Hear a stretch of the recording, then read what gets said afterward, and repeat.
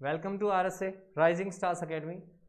I am Ram Yadav discussing with you about the 11th class human physiology and the first and very interesting topic of the students, that is digestion and absorption.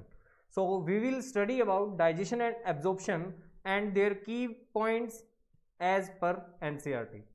So the first point leads us to food is one of the basic requirement of all living organisms. Very good, it's nice. Cause we are studying from our junior classes that this food is our basic requirement.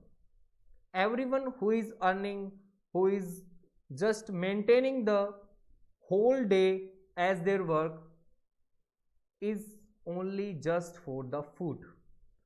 So the food is very important and basic requirement of every organism.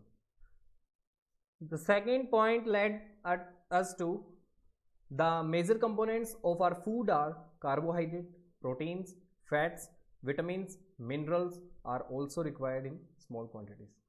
कि हमने ये देखा कि हमारे food का जो major component है वो है कार्बोहाइड्रेट, प्रोटीन, फैट. ओके, अब साथ साथ में विटामिन्स और मिनरल्स भी हमें थोड़ी क्वांटिटी में, स्मॉल क्वांटिटी में चाहिए. Okay, food provides energy and organic materials for the growth and repair of the tissues.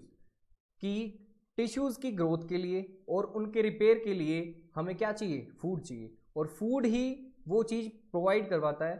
So the next point is the water we take in plays an important role in the metabolic processes and also prevents the dehydration of the body.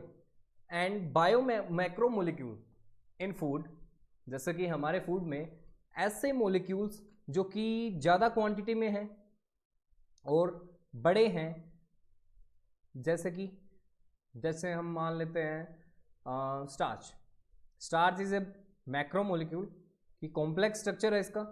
तो complex structure है तो it can not be utilized by our body in their original form, कि वो अपनी original form में तो body के अंदर यूटिलाइज किया ही नहीं जा सकता है.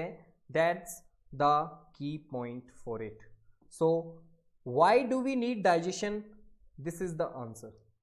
Okay, so next is they have to be broken down and converted into the simple substances in the digestive system. तो यानी कि हमने देखा कि यार ये कॉम्प्लेक्स स्ट्रक्चर था स्टार्च का. जैसे कि आप लोग अगर गूगल करेंगे तो आप लिखेंगे कि स्टार्च का स्ट्रक्चर, जैसे कि स्ट्रक्चर ऑफ स्टार्च, आप देखेंगे बहुत कॉम्प्लेक्स सा स्ट्रक्चर निकल के आएगा.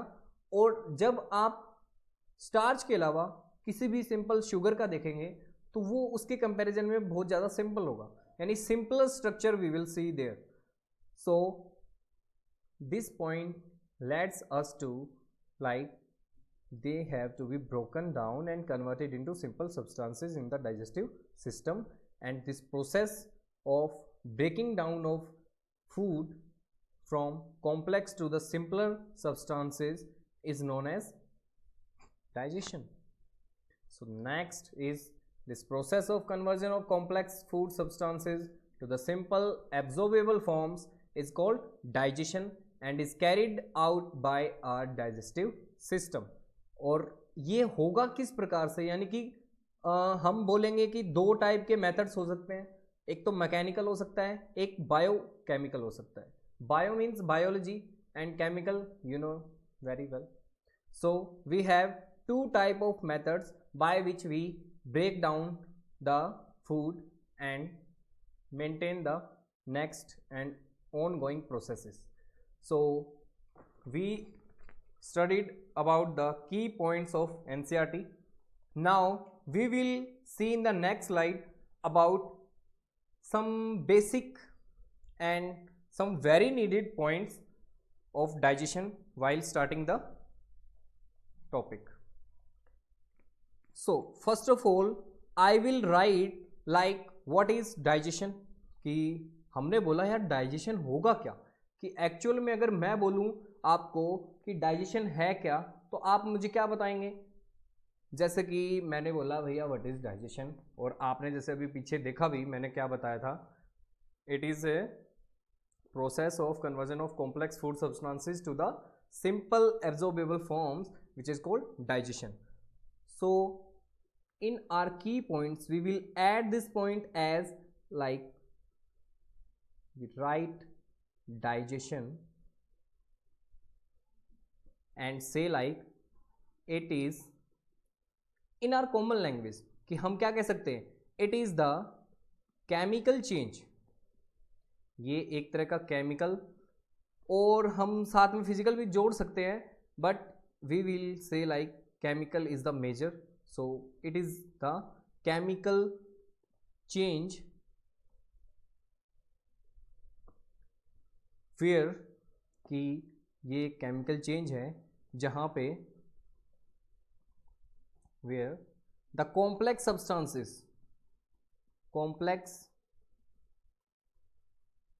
सब्सटेंसेस जो हैं इज या आर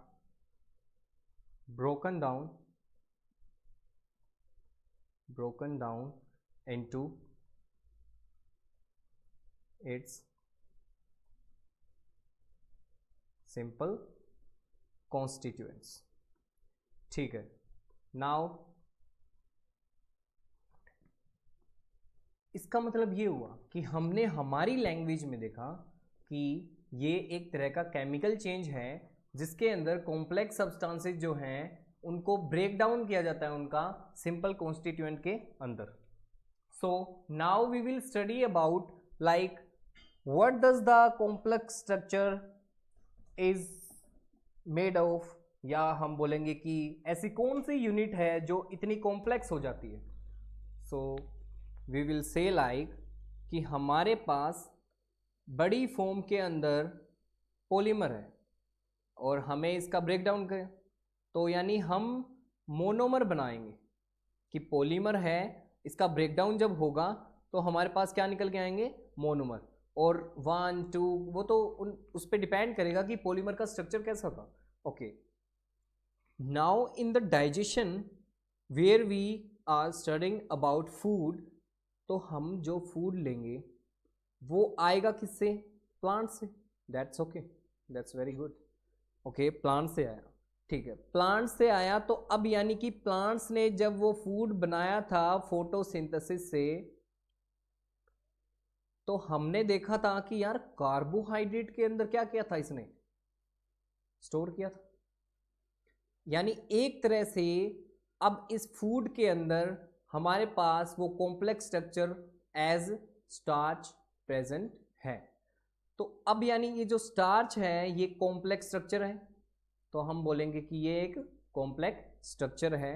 अब इस कॉम्प्लेक्स स्ट्रक्चर को हम चेंज करेंगे इसके सिंपल स्ट्रक्चर के अंदर. तो कॉम्प्लेक्स स्ट्रक्चर को हम जब चेंज करेंगे सिंपल के अंदर, तो हम बोल सकते हैं कि या तो सीधा हम बोल दें कि माल्टोस, या फिर हम इसके साथ बोल सकते हैं like simple sugar. So we will write as simpler. We can write simpler. That's okay. Now we will study about like a main and interesting topic, that is enzyme. So what we call an enzyme, कि हम enzyme किसे कहेंगे और ऐसा क्या करता है enzyme कि यार हम उसका जिक्र करते हैं. तो उससे पहले हम देख लेते हैं थोड़ा सा ओवरव्यू हमारे ह्यूमन डाइजेस्टिव सिस्टम का कि कैसे क्या डाइजेशन होती है. तो अभी तक जो हमने पढ़ा है उसमें हम बस बात कर रहे हैं माउथ की, यानी ओरल कैविटी की. तो हमने देखा कि फूड जो है अंदर गया ओरल कैविटी के, और यहीं पे जो है पूरी प्रोसेस स्टार्ट होती है कि सबसे पहले जब स्टार्च हमारे माउथ में एंटर करेगा तो हमें उसे वहीं पर सिंपल शुगर के अंदर बदलना पड़ेगा. और we need it very hard because the starch is a complex structure and we can not digest it directly. Okay,